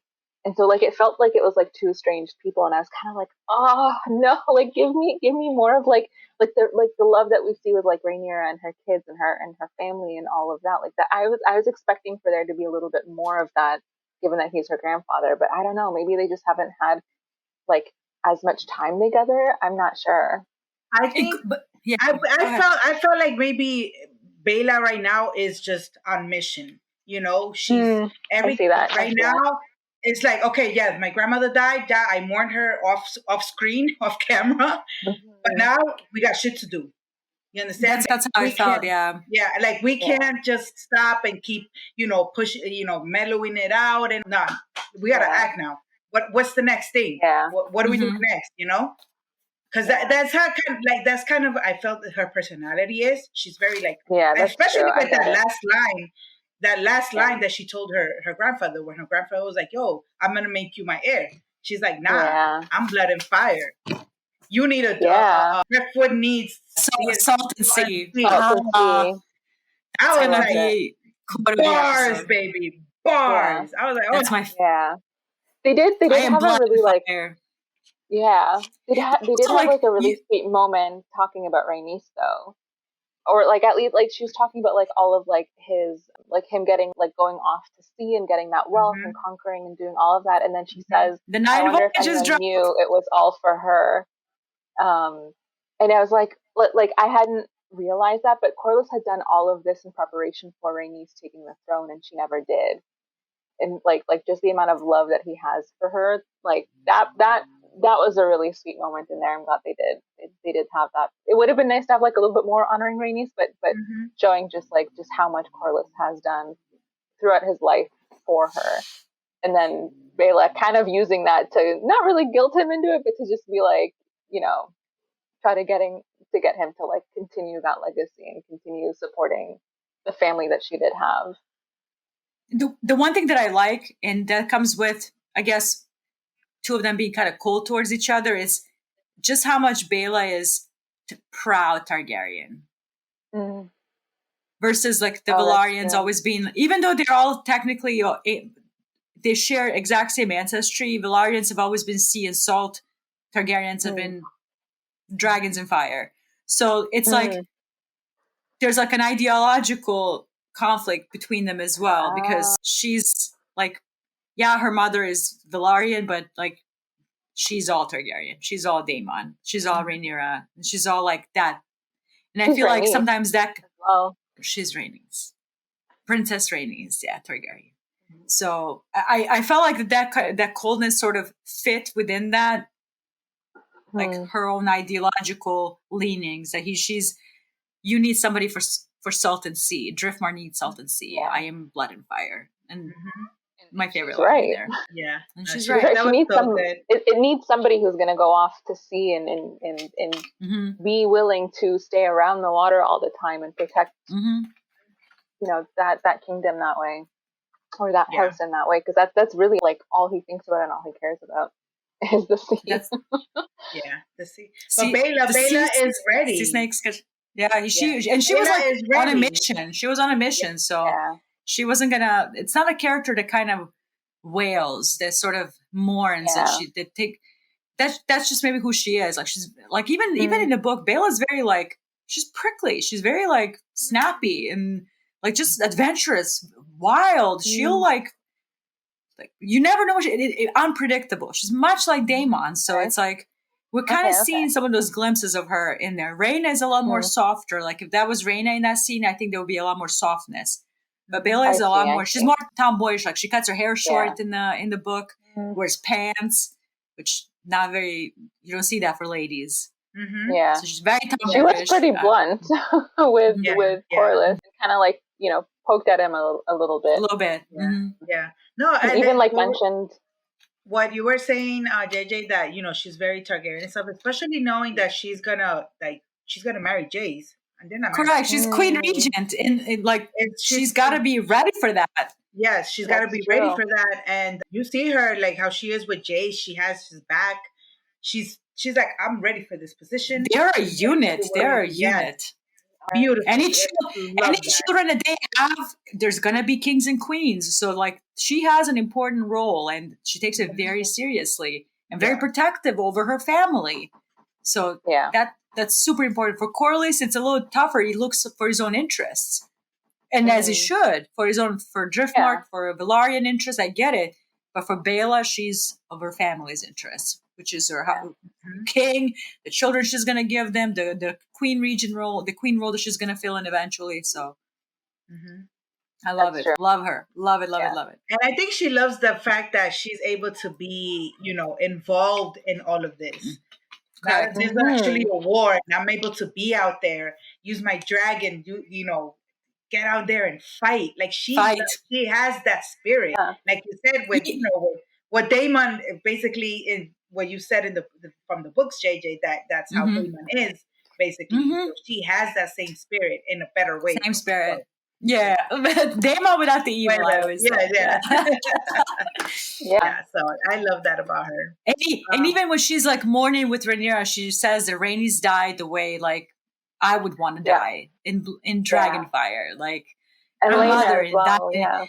And her mother died in Dragonfire. Like Rhaenys died in Dragonfire. Like, and she's already imagining her own end, like in Dragonfire. Like, girl, no. Calm down a little bit. Let's not hurry up there, please. You just lost your grandmother. Let's take a break on that. Hold on a second. Hold on. Oh my gosh. But yeah, so then we see, that's when we get the little, after this, we get the piece where Aemon sees Helena in the throne room. Helena sees Aemon in the throne. She's like, was it worth the price?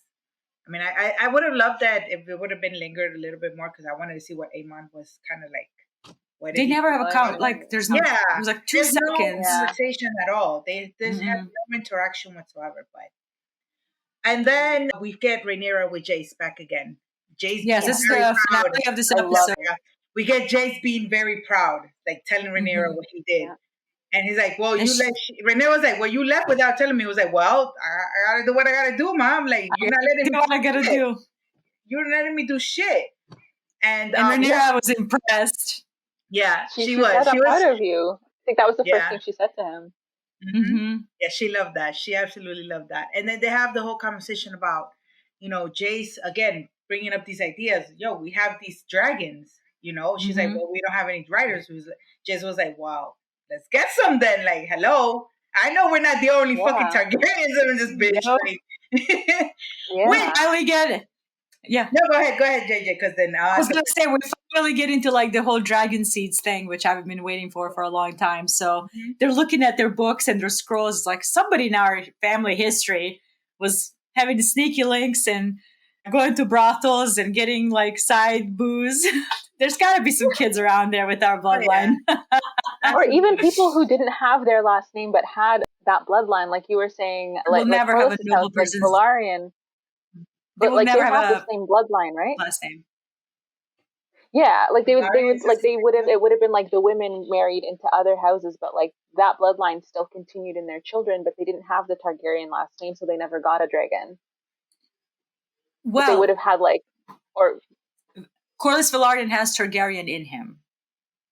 Right.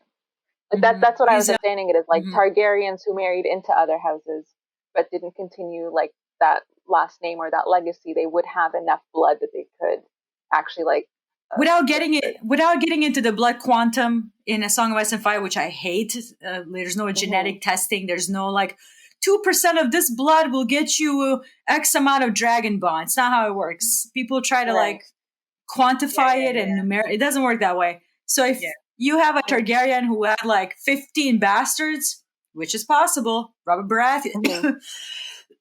Excuse me, ladies.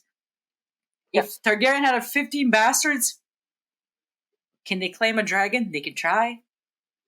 But wouldn't it also be because I thought it was more that like I guess because Rhaenys and her kids got dragons because I'm trying to think of like who they determine because technically her kids don't have the Targaryen last name, but I guess because their mother is Targaryen, they were allowed to.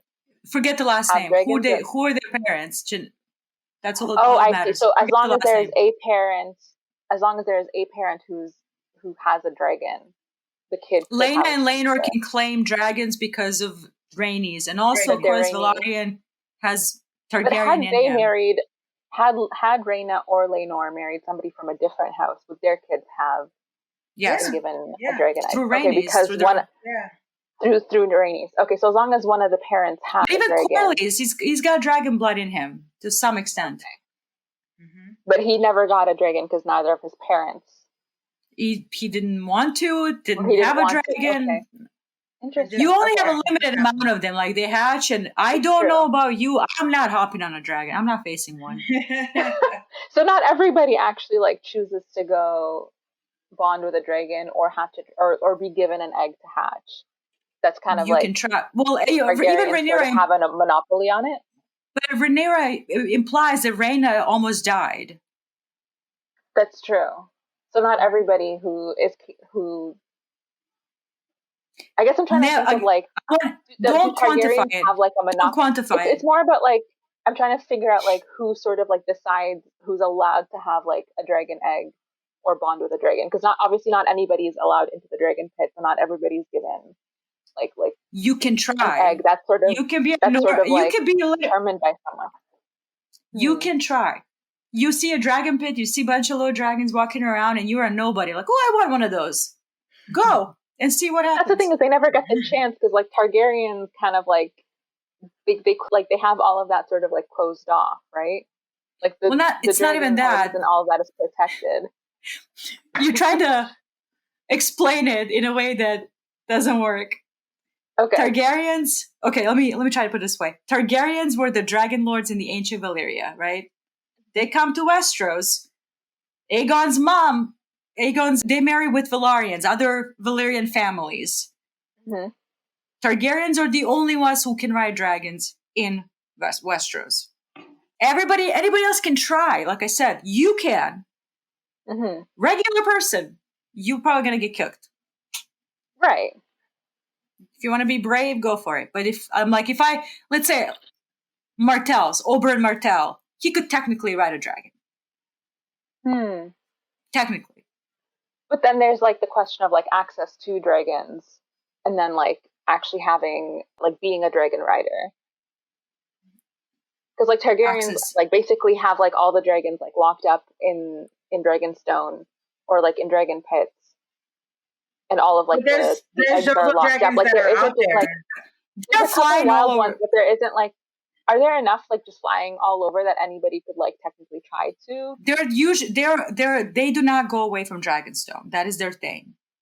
Okay, they like volcanoes. That's sort of what I'm trying to. So like if they're all concentrated in one area, that not anybody can just go and try to bond with a dragon, because they're like in this dragon, like they're in this castle that is like not anybody can just walk in. No, because so it could be around. Sort of have a monopoly. If you hop on a boat and you want to go to Dragonstone and visit the castle and you see a dragon, there's no locks on Dragonstone. Okay. I guess I thought that the dragons just like stayed in like the pits, and like not anybody could just go down there. That's what I was like trying to like figure out, is like where are these dragons and who has access to them? Because in my mind, I thought it was Targaryen sort of like prevented people access to the dragons, and it was I don't know, their family. No, they don't do that. Okay. No. I don't think so. Keep, like, the dragons they're all over. They're flying everywhere. So. But these are sort of like protected. Human, normal person like me and you, we are not approaching. I'm not. Yeah. That's true. And that's the thing. I don't think they have to worry about that, because nobody's going to be like, oh, I am able to ride, because the whole lore has been only Targaryens can ride dragons. So nobody else yes.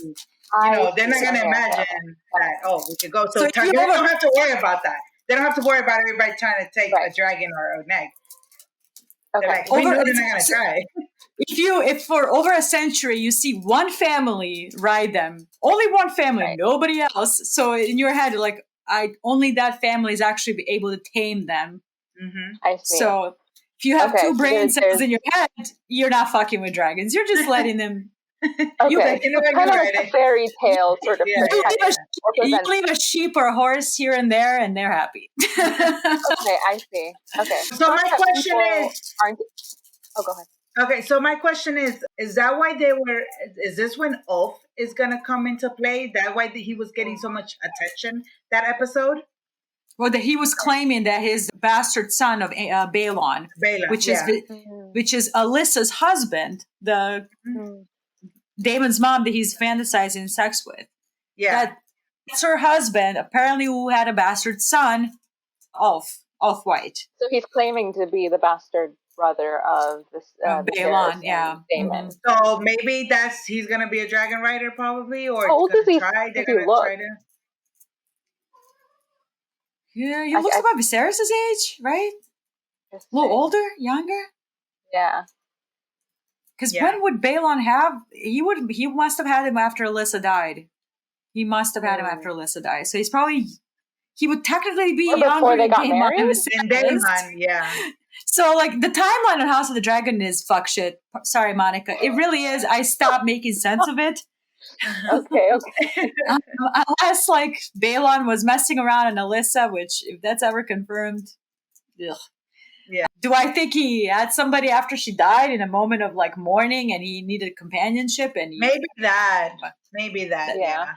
There's a or chance. It could be somebody else, like somebody else, and then was told. Like I said, he's lying. That dude's fucking lying. No, Jaehaerys had 13 children. Not all of them made it to adult age to have kids, but half of them, let's say, if they were like sneaking around with prostitutes and maids and you name it, like if all of them pop up 2-3 kids, maybe would those have been like recorded, like in the record?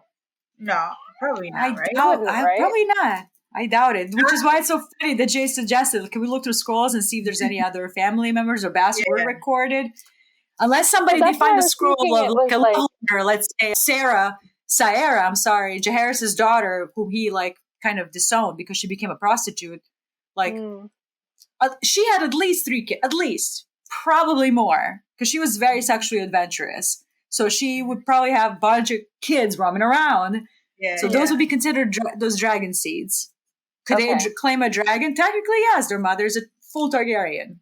Full. Yeah. And that's why I was thinking, like, what if it was, like, people from, like, I guess, like, Daemon and Viserys' like, cousins who had married into other houses. And then their kids just never got if they have any Targaryen ancestry, they have the potential to claim a dragon. It's just how further down does the blood thin out? I see. That's like not a clear thing in this world. But that's why they practice incest. Like that's it's not just a consolidation of power. Like the Habsburgs, for example, they married each other within the family to keep the wealth consolidated within one family. For Targaryens, it's consolidation of power and to keep that blood as pure as possible because it makes the dragon bond stronger. So I see. The further you go down in their history, like once they start like marrying off into other houses, the dragons are no longer hatching. Like there's like they a trend. They don't recognize them as potential riders anymore. Like one of Lucky, what are you doing? You little shit! Oh, you little turd! He was gonna take a shit on my carpet. Oh my god! Sasha, can you get him? He's trying to take a dump on the carpet, please. We need a blooper reel, I swear. This is too funny. He was literally taking a dump here on the carpet. Yeah, I just threw lipstick at him. No way. I swear to God, did he? Видиш са малца Карми на njega? Се упишу jeba majku svoju. JJ went straight to Serbian. Jebaću majku. Oh, ew, he did it, motherfucker. Oh my God. Oh my God, I'm gonna kill him. All right, let's wrap it up, and then okay. I'm so sorry. No, you're good. Monica's gonna be fucking dying right now. I'm telling you. Did I tell you, JJ? She I was messaging her and she was saying that like our podcasts are like the funniest. She always laughs when she's editing our podcast. Oh my God, this is a blooper reel right here. He peed on my carpet, motherfucker. All right, so let's final thoughts real quick, JJ. Final thoughts, episode. A lot happened in this episode. A lot of freaky stuff happened in this episode. Freud was having a field day. Brackens and Blackwoods in the fork shirt, as per usual. I just thought it was a little not tame, but like not as somber as I thought it would be post Rhaenys' death. Mm-hmm. So I would have liked to see more. I don't like watching people suffer, but like she's such a huge loss for the family and for the war efforts. And a lot of people loved her. And like I would have hoped that her memory would have been a lot more present, I guess, in the story. But solid episode. I'm going to give this one 7 out of 10, I would say. Okay. Sue, what about you? Final thoughts? Yeah, I agree. I would have wished to see kind of a little bit more of like an impact emotionally on people in this episode of Rhaenys' death and the loss of Meleys, and not just have it be like more kind of strategic and political.